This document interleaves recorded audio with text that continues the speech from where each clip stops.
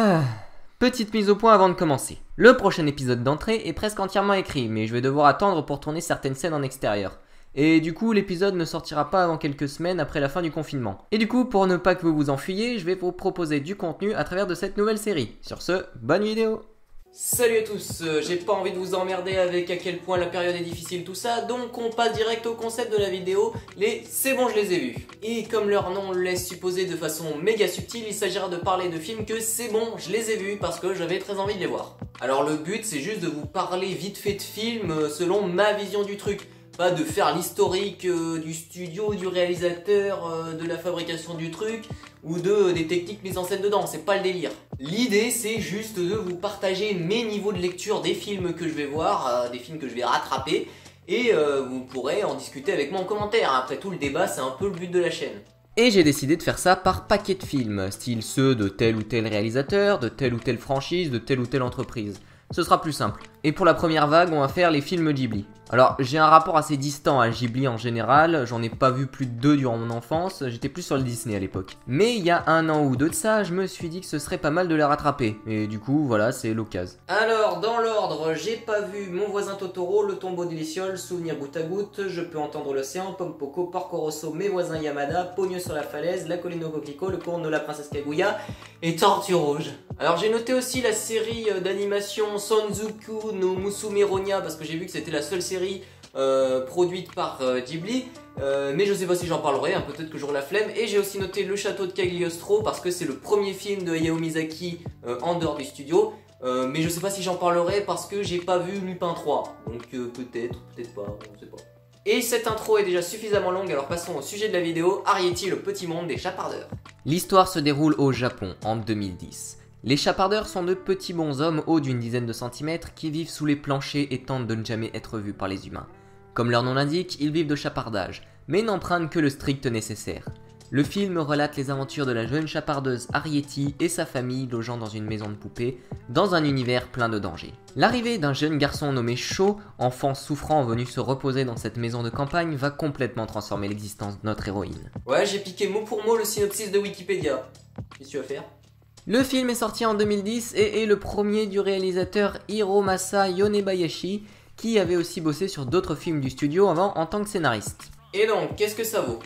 Bon, globalement, on part sur un pitch très peu original. C'est l'histoire vue et revue des deux enfants venus d'un monde différent qui se rencontrent et deviennent potes, faisant ainsi s'entrechoquer leurs mondes respectifs entre eux. C'est un type d'histoire qu'on a déjà beaucoup vu, même chez Ghibli, et je suis sûr que le concept des petits bonshommes qui vivent à l'insu des humains, ça vous évoque pas mal d'autres films ou séries. Mais malgré ça, le film est super original en fait.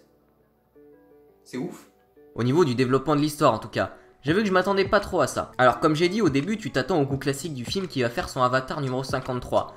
Et le début du film va même carrément dans cette direction en fait. Vu qu'on nous présente une héroïne, Arrietty, qui est curieuse du monde extérieur alors que sa famille tente de l'en préserver, puis elle se retrouve à se rapprocher d'un héros humain qu'elle n'arrivait pas à trouver aussi menaçant qu'on lui a dit. Au passage, pendant que je voyais le film, le héros, je l'ai automatiquement renommé Jean Ambiance, parce qu'en fait, à chaque fois qu'il ouvre sa bouche, c'est soit pour me foutre une ambiance super glauque en parlant de la mort, soit pour mettre les autres mal à l'aise.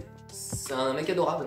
Et en fait, juste au moment où tu t'attends que ça parte en mode tolérance pour tous, racisme pas bien, on va se rebeller contre l'autorité, etc. Bah en fait pas du tout. C'est-à-dire que le film t'arrête dans ta morale niaise et il te dit: arrête de croire que la nature ça marche à coup de bons sentiments, t'as vu comment Arrietty elle va crever si elle reste dans la maison, tiens, bouffe ton âme d'enfant. Parce que ouais, l'attaque du corbeau, tout le segment consacré à la capture de la daronne et le passage où Jean Ambiance fait son exposé de biologie à Arrietty pour lui expliquer que son peuple va s'éteindre. Ah ouais, je te l'ai dit, adorable le mec.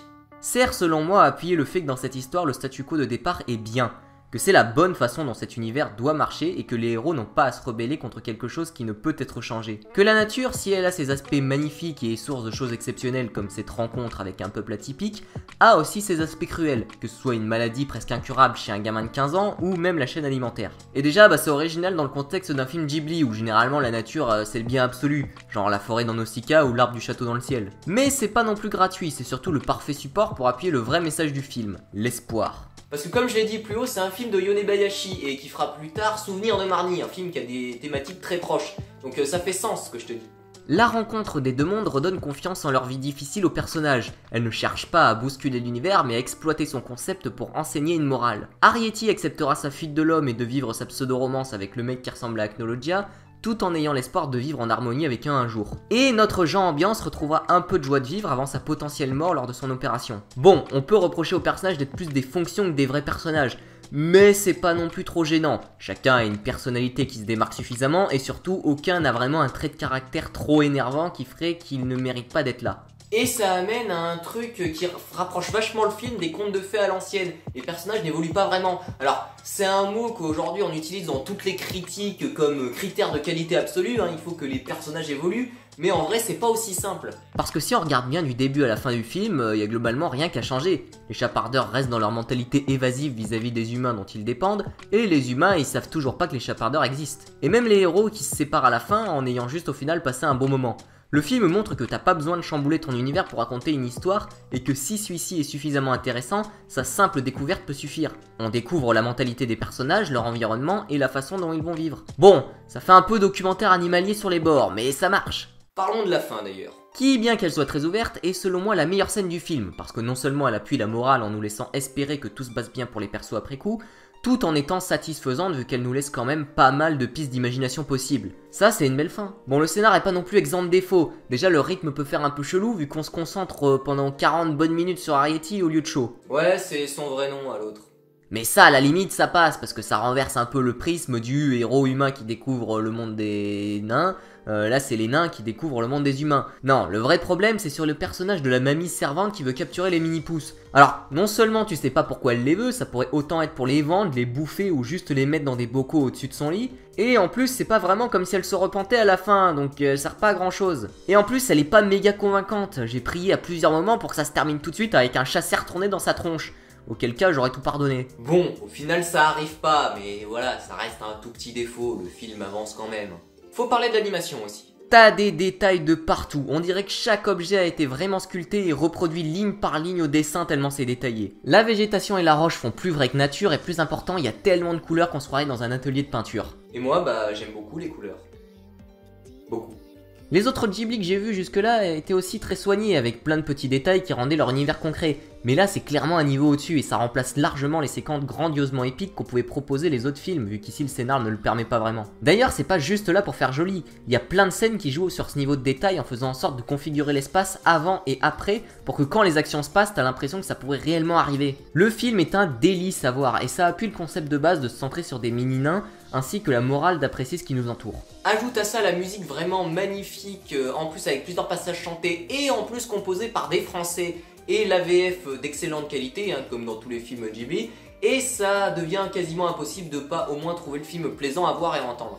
Pour conclure, je dirais que ce film fait partie du haut du panier des Ghibli que j'ai pu voir jusque là. Il y a un côté tranche de vie dans un univers fantastique très sympa et la morale appuie son statut de conte pour enfants modernes. Niveau de l'écriture, ça réinvente pas l'eau chaude non plus, mais le déroulé est vraiment atypique et le visuel est super immersif. Je pense que je le retiendrai comme une perle enfouie sous l'immensité des plus grands films du studio.